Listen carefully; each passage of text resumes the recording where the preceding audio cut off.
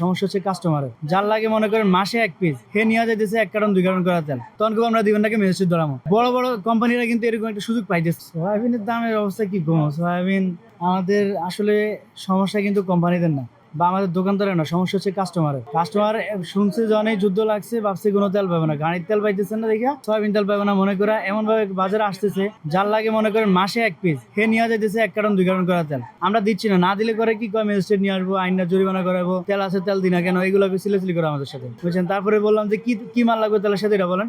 কোনো মাল লাগবে না, শুধু তেল লাগবে। তেলটা যেমনি রান্না করে খাবেন, কি দিয়ে খাবেন ওগুলো না, কয় ওগুলো সবই আছে। তো সবই থাকলে এতগুলো তেল কেন নেবেন, বলে কি শ্বশুর বাড়ি দিব, তারপরে হচ্ছে জির বাড়ি দিব, মানে এই বহুত রকম নানান অজুহাত, কাহিনীর মানে কোনো শেষ নাই, এরকম আর কি অবস্থা। তো এরা এই বেশিরভাগ এরকম। তারপরে 2-1 জন কাস্টমার আছে কি 2টা বা 3টা লোক আসবো, দুইজনে 2টা করে নিয়ে গেছে, নিয়ে বাইরে রাখা আরেকজনের ফাটাই বলবো কি 2টা তেল নিয়ে তাই এর মতো করে পুরো বাজার ঘুরতে ঘুরতে তো অবশ্যই একজন তো দিবই, 1 পিস 2 পিস করে এরকম করে নিয়ে এরপরে বাসা দিয়ে জায়গা। কিন্তু আমরা যখন বলি যে আপনি এতগুলো তেল কেন কিনছেন, বলে আপনি সমস্যা কি, আমি আমার টাকা দিয়ে কিনছি, এইভাবে মানে উল্টাপাল্টা কথাবার্তা। আর আমরা যখন না দিব তখন কেউ আমরা দিবেন নাকি ম্যাজিস্ট্রেট ধরামো। তো ওদেরকে ম্যাজিস্ট্রেট ধরানো উচিত না বলেন। বাসা বাড়ি চেক করলে কিছু কাস্টমার বাসা বাড়ি চেক করলে দেখবেন যে এনে কমপক্ষে 10টা 15টা তেল পড়ে গেছে বাসার ভিতরে। কয় বছরটা লাগাই খাবেন আপনি বলেন। যদি ওই লোকটা আজকে মারা যায়, এই তেলগুলা কি করবো, কে খাইবে তেলগুলা, ওটা চিন্তা করে না যে আমি যে কালকে খাবো, ওটা তো রিজিকের ব্যবস্থা আল্লাহ করে রাখছে। তাহলে আমি কেন এইটা নিয়ে এত মানে হাই উদাস করতেছি, বাজারে এসে কেন মানে এরকম মানে ক্রাইসিস আমি তৈরি করতেছি বলেন। কোনো দরকার আছে? কোনো দরকার নাই। খামাখা এগুলা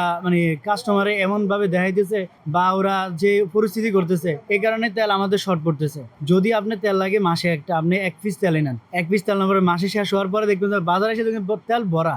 আপনি এখন 1 পিস জায়গা দিচ্ছেন 15 পিস, আর একটা কাস্টমার সেম করতেছে, তো তেলে তো ক্রাইসিস পড়বোই স্বাভাবিক। বড় বড় কোম্পানিরা কিন্তু এরকম একটা সুযোগ পাইতেছে। আসলে কোম্পানিরা সুযোগ পায় এখানে এই কারণে যে কাস্টমার যতক্ষণ টানতেছে যখন বেশি, তখন ওরা করে কি যে ভাবতেছে যে তেল তো হাই মানে ক্রাইসিস দেখাইলে দামটা বাড়ানো যাবো। ছাড় তো দেয় না, এখন গায়ের থেকে একটু ছাড় দেয়, বেশি একটা হয়তো সর্বোচ্চ 5 টাকা বা 10 টাকা ছাড় দেয়। আগে ছাড় দিত 15-20-30-40 টাকা ছাড় দিত, আমরা লাভ করতাম হয়তো সর্বোচ্চ 5 টাকা। এখন আমাদের লাভ কিন্তু 5 টাকাই আছে। কাস্টমার ছাড় দেওয়া হয় না কাস্টমার দোষের কারণে, বুঝছেন। কিন্তু এটা কাস্টমার বুঝতেই চায় না, আমরা বুঝাইতেই পারি না, উল্টা আমাদের সাথে শুধু চিল্লাচিল্লি করে। প্রতি 2 সেটটা ঝামেলা করতে হয় আমাদের এই কারণে।